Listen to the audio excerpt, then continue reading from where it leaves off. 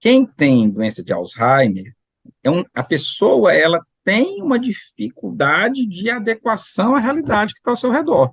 Está aumentando os casos de Alzheimer? A população está mais velha e a doença é relacionada com a idade, mas proporcionalmente continua a mesma coisa.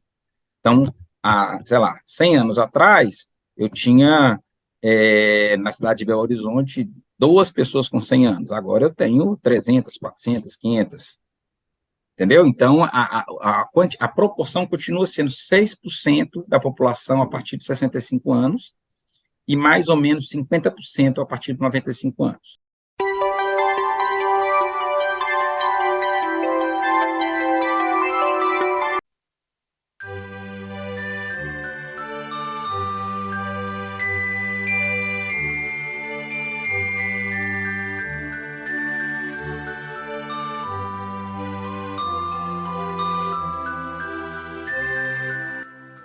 Não, o primeiro ponto é a aceitação da doença. E aí eu vou em busca do segundo ponto, que é a educação da doença. Então, quando eu sou educado sobre a doença, não é o fato de eu ter um pai com Alzheimer, um pai demenciado, a mãe, esposo demenciado, que faz com que eu saiba lidar com a situação. Os médicos mesmos têm dificuldade. Então, por que o filho, que é um leigo, que não estudou medicina, vai saber lidar com a situação? Então, ele precisa de educação. Então, eu, nos meus anos de consultório, fui trabalhando com educação e transformei isso num método chamado Mais sobre Alzheimer, que hoje eu popularizei na internet, né? Então, através de lives, podcasts, curso, para que as pessoas possam ser educadas. O terceiro ponto é o ponto de eu não devo tentar ensinar para aquela pessoa o certo. Por quê? Porque a memória recente está prejudicada. Se a memória recente está prejudicada, eu não consigo ensinar uma coisa nova. A capacidade de aprender novos aprendizados está zerada. Então, não tem sentido eu ficar ensinando o certo. Por quê? Porque eu ensino, daqui a 3 minutos ele esqueceu.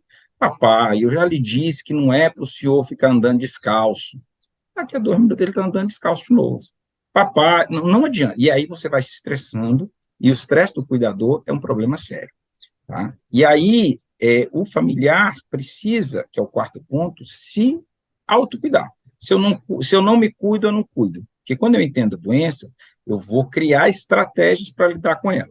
Mas uma delas é criar uma rede de apoio. Às vezes a pessoa cuida sozinha porque ela diz, só eu sei cuidar. Entendeu? Então a pessoa tem que entender o que está acontecendo, entender que ela vai estressar. Eu brinco dizendo que Deus descansou no 7º dia, mas a pessoa não quer descansar, nem no 7º dia. Tá? Então, por exemplo, uma das coisas que eu recomendo é que eu não posso contratar um cuidador. Ok, você vai contratar o cuidador um dia, e nesse dia você vai para o shopping, vai arrumar os cabelos, vai fazer academia, entendeu? Esse dia é o seu dia para você ter energia para os outros dias.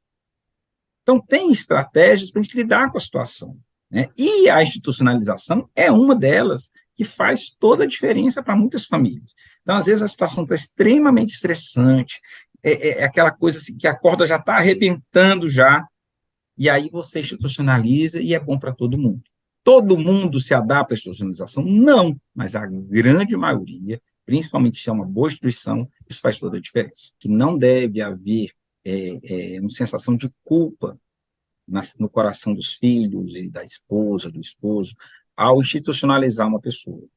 Na verdade, essa é uma cultura latina de acolher e tal. A instituição é um local adequado de cuidado, de acolhimento, e que a família deve ter acesso, e eu acho que é um caminho que tem que crescer cada vez mais, né? Nós precisamos de boas instituições que façam a diferença na vida desse idoso, de qualidade de vida, dentro da limitação que eles têm. A gente pode tentar mudar esse olhar para tirar esse olhar pejorativo que tem em cima de deixar, né, o seu pai, a sua mãe, seu familiar idoso num lugar que vai o acolher muito bem, que tem atividades que ele adora. Eu acho que as pessoas colocam muito esse peso. A gente não coloca esse peso quando a gente deixa filho na escola. É um lugar legal, eles vão se desenvolver. Por que não ter esse mesmo olhar quando a gente zela pelos nossos idosos e não querer empurrar? A gente querer um lugar legal para eles e um descanso para nós.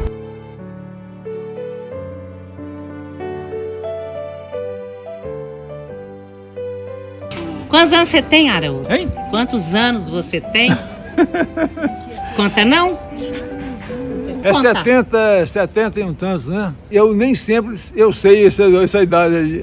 Ah, pois é, mas olha aqui. 70 e Senhor Haroldo, voluntário aquarela cena. O senhor trabalha aqui? Claro, há muito tempo. Você sabia, não? Não. Uai, não é? Mas aqui o senhor não dá conta de ficar parado, né? Minha vida foi bem lutada.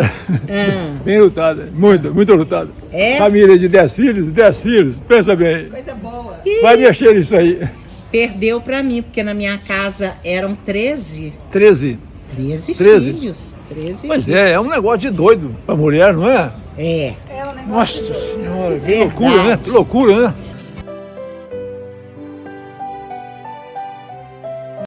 Caracteriza a doença não é o esquecimento recente. Esse é o sintoma mais notório. Mas junto com ele vem outras perdas, que são perdas, por exemplo, a pessoa começa a ser... Pergunte para ela sobre política, ela não está vendo televisão o dia inteiro, ela não consegue se... Quem é o presidente? Às vezes a pessoa passa o dia inteiro na frente da televisão, ela não sabe mais quem é o presidente. Né? A capacidade de julgar começa a ficar comprometida, a capacidade de executar resoluções de situações complexas do dia a dia. Então, não só de execução física, por exemplo, eu preciso subir uma escada, e aí tem um gato no segundo degrau. Então, eu começo a ter dúvida do que eu devo fazer. Por exemplo, eu estou dirigindo um carro, passa uma criança na minha frente, e eu não fico assim. Questão número 1, viro para a direita. Questão número 2, viro para a esquerda. Questão número 3, freio. Não, a gente age. Essa resolução rápida de um problema fica prejudicada. Por isso que, às vezes, eles batem o carro, começam a raspar o carro na pilastra do prédio, e aí a coisa vai devagarzinho, vai avançando. Só que como ela avança lenta e gradualmente, nós não percebemos e vamos protegendo, porque a gente nega o que está acontecendo. A doença começa 15 anos antes da pessoa começar a esquecer. Tá? Então, o futuro é a gente fazer um diagnóstico precoce com a pessoa lúcida, como a pessoa que tem diabetes. A gente faz o diagnóstico de diabetes, mas ela não tem as lesões diabéticas ainda. Hoje já existe ressonância funcional, exames de sangue, e a gente vai, num futuro próximo, provavelmente, tratar essa pessoa sem sintomas. E aí ela iria esquecer aos 70 anos, ela vai esquecer aos 90. Tá? Esse é o nosso futuro. E a prevenção atual, na verdade, a gente sabe que a doença hoje, o entendimento que nós temos é uma doença multifatorial, mas que tem fatores inflamatórios e degenerativos. E o que evita o aparecimento desses fatores inflamatórios e degenerativos é não ser obeso, fazer atividade física, se alimentar adequadamente, dormir adequadamente, não ter uma vida positiva, uma visão positiva da vida, diminuir o estresse, que vai prevenir não só o Alzheimer, mas muitas outras doenças. E aí, você tá feliz? Estou trabalhando, Sei que uma vida é boa. Eu gosto dessa vida. Gosto da vida porque tem oportunidade de a gente fazer coisas boas que, infelizmente, no Brasil tem muita gente que não faz um bom trabalho, né, gente?